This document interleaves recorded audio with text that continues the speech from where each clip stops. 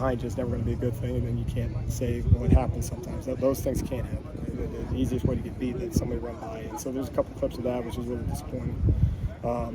Now, again, percentage-wise, I think it's tilted in our favor. I thought real physical work this past weekend. I was really impressed from a safety perspective. Really want to highlight those guys, Bryson and Max and Kalen and Jalen's playing at the elite level. And getting C Row, Christian Rowland was had some corner too, mixing that up as well. So, no, I mean, I think that the challenges will just keep getting steeper and steeper and steeper here in 2 weeks. So, no, probably like a lot of positions, you can the highlights are good and the low lights you got to do away with.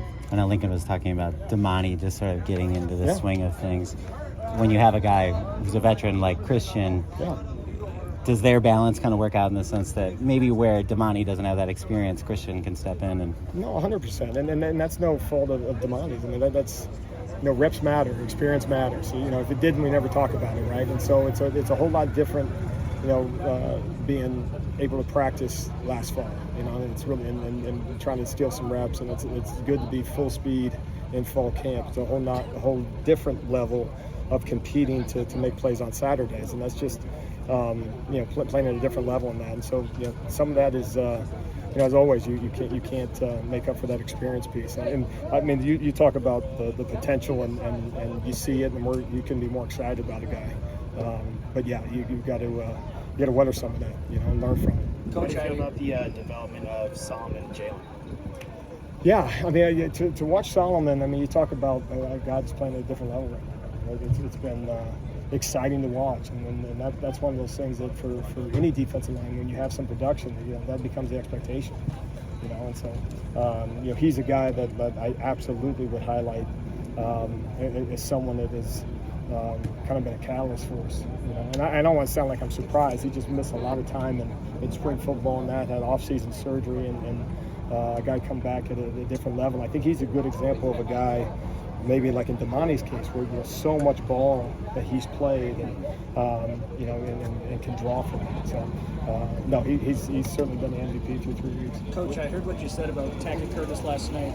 As a coach, how do you balance wanting to get him reps because he's shown so much in practice, but needing to see that production to guarantee that he stays in there as the year goes on? Yeah, I mean, I think uniquely in the first couple of games, because the scoreboard goes a certain way, and it allows you a little bit longer of I don't know, leash is not the right term, but the patience piece is acceptable, right? Because again, you're getting the outcomes that you want in terms of the final. Obviously this thing gets cranked up, and then last weekend the Pac-12 play, and on and on and on. And, he's another individual you forget he didn't play against Nevada. So it's really two games into his college career. We've seen 32 formations through 3 games, 50% motion. Imagine being an 18-year-old kid. Showing up, and you got to hand. Oh, by the way, you're a starter. So no, you weigh all those things, and he's going to keep continuing to get better, and he will. And man, oh man, the things are correctable, and so much of it comes from the right place. The run and hit. But you got to make sure you hit the right thing, and you know where you're running to. So no, we'll keep working. Again, there's not a team in the country that wouldn't want Tackett Curtis and linebacker. So we're excited to have him. Based on Saturday's film, what are kind of the teaching points this week, or maybe for the first 3 weeks? What's the focus for the bye week?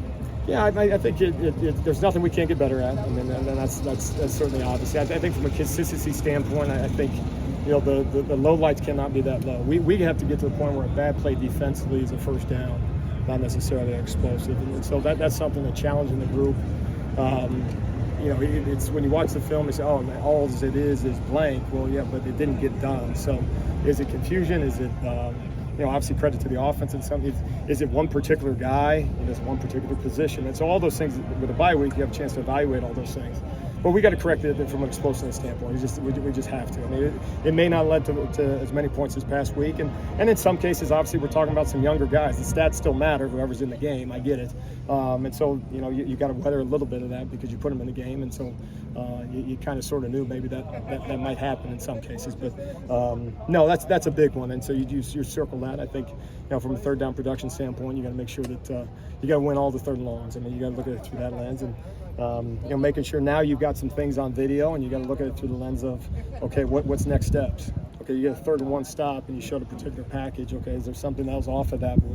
Now someone has a chance to evaluate you. You get a 4th down or goal line kind of stop last week. that's great in the moment, but okay, now what's next steps? Because now that's on video. So all those things the bye week kind of allows you to do. Alex, it was clear from the viewing period today that you're really kind of challenging these defensive backs. Mm-hmm. And, what do you kind of need to see? What's your evaluation after 3 games? What do you need to see from Sierra, from Damani, from those guys moving forward when you talk about that concept of turning bad plays into first down? Yeah, I think, just competitive reps, intentional competitive reps. And we use examples from the NFL, good and bad. And, you got to make sure that, we weren't in any stadiums on Sunday. This is just, I'm sharing with you, we had a conversation with the guys that, there were explosive plays in every NFL stadium this Sunday, and none of us were there. So it's not unique to us. It's the position, and it's what's required of you. And what we'll never do is say, well, it's difficult to play blank coverage, or it's difficult to. No, that's what you got in that line when you were a little kid, and we recruited you to play that position, and we got to make sure we're getting better at all those things, whether it's coverage or tackling or any of those things. And so it's intentional reps, it's competitive reps, and one of the things we talk to the guys about too is, looking at it through the lens, you're not going to win all the moments, but you got to make sure percentage is in your favor, and you just don't want to miss moments. And so surviving the down is one of the things we talk about in DB lane. We're not looking to survive the down. We're trying to put ourselves in the best position to make plays when they do throw the football, not just be next to them when the ball's in the air and hopefully they do this at the end. And so just the competitiveness, the competitive reps at the catch point, it's not as if it's lacking. It's a 0%. We just, and if the percent was 80%, we want it to be 90. But no, certainly in all respects, just more intentional competitive reps across the board. Thank you, guys.